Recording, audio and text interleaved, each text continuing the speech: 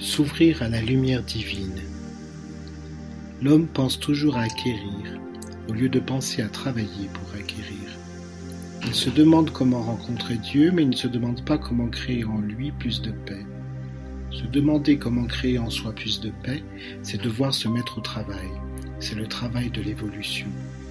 On ne peut pas d'un seul coup faire d'un homme un disciple pour qu'il puisse rencontrer son initiateur. C'est impossible. C'est à l'homme à se faire disciple. Il n'y a pas de solution miracle pour cela. Il y a des gens qui suivent simplement, qui ne se tirent pas de la masse et qui ne font pas les efforts qu'il faut. Alors ils suivent les cycles dont on parlait tout à l'heure. Ils attendent la venue d'un certain Messie, et ceci de manière inconsciente. Ils attendent tout simplement que les choses changent. Ils vivent dans un état inconscient, ils dorment. Ils ne s'intéressent pas aux choses spirituelles, en tout cas pas de façon intérieure et vivante. Ces gens-là vont évoluer par le cycle tout simplement. Ce n'est pas l'homme qui s'édifie parce qu'il a fait l'effort.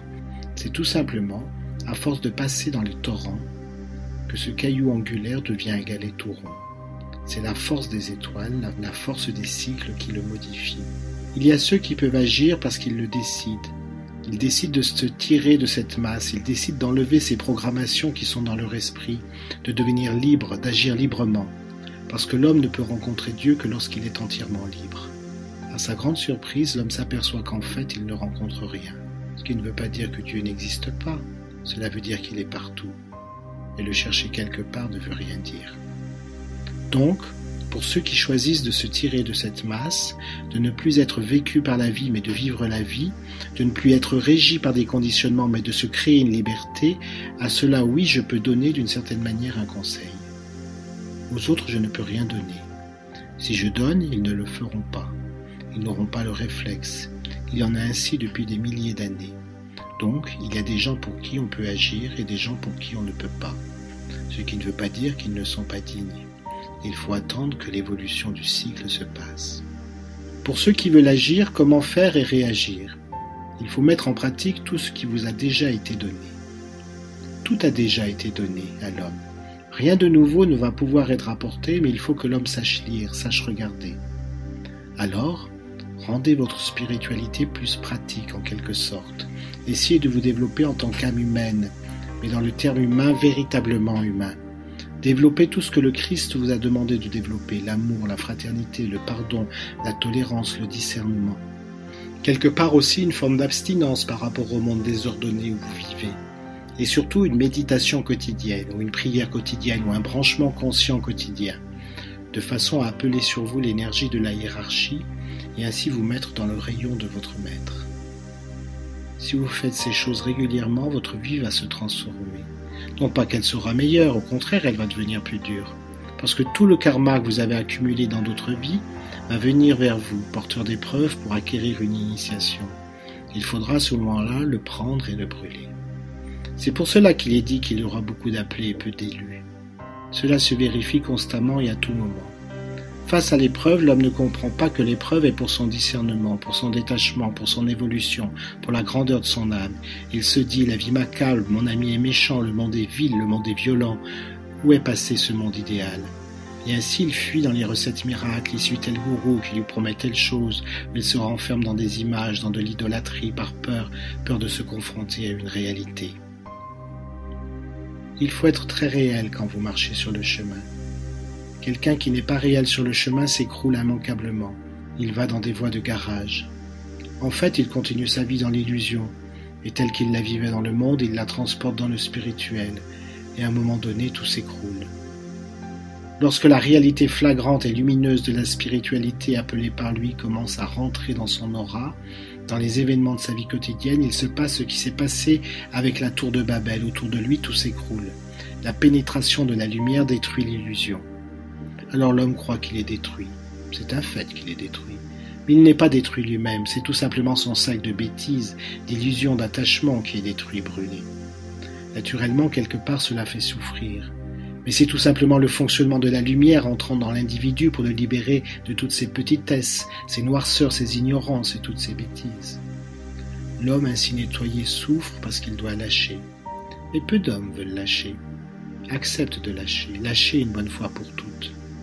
qu'un tel, qui est votre ami au féminin ou au masculin, prend plaisir à faire des faveurs à un autre ou une autre. Naturellement, le conjoint qui observe se sent trahi, humilié, la jalousie s'installe, le stress s'installe et tout le comportement de l'individu est dénaturé par cette tromperie constante. Il faut lâcher. Je ne dis pas qu'il faut accepter que le conjoint mène ce genre de vie. Là-dessus, nous aurions beaucoup à dire. Je ne veux pas trancher sur ces choses-là parce que je ne veux pas être moraliste. Mais je dis tout simplement qu'il faut savoir trancher. Si la chose ne vous convient pas, je cite cela comme un exemple de multiples problèmes de l'humanité, eh bien changez de vie, changez de conjoint, un point c'est tout. Vous n'allez pas vous entraîner dans une destruction et une autodestruction à cause d'un fait comme cela. Il faut choisir. Donc quelque part, il faut lâcher. Et lâcher quoi ? Lâcher le fait de vouloir prendre une revanche, vouloir reprendre le conjoint, vouloir retrouver l'exclusivité par exemple. Lâcher aussi la peur d'être sans l'autre pour des raisons de facilité, de la vie, de sécurité pécuniaire. L'homme doit absolument se prendre en main. Il y a une multitude de cancers de la vie que l'homme porte sur un plan moral, affectif, psychologique, parce qu'il ne veut pas lâcher, parce qu'il ne veut pas trancher, parce qu'il ne veut pas choisir. Alors automatiquement, toute sa vie, il porte une croix. Mais qui lui a dit de porter cette croix ? Personne. Et il se demande pourquoi le bon Dieu lui envoie ces choses, pourquoi la vie n'est pas plus belle. Choisis-toi une belle vie. Qui t'a dit de choisir une vie laide, rude ? Choisis ta vie. Si tu choisis ta vie, tu peux rencontrer une belle vie, quel que soit ton karma, quelles que soient tes circonstances astrologiques.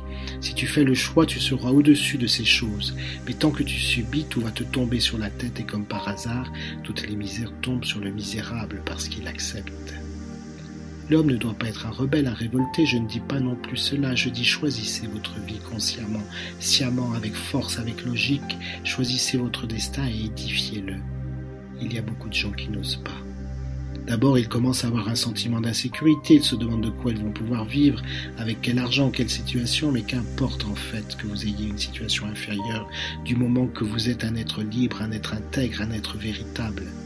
Vous créez des tas de besoins et à cause de ces besoins, l'homme et la femme sont en esclavage pour continuer à honorer tous ces besoins qui en fait vous sont imposés par la société de consommation.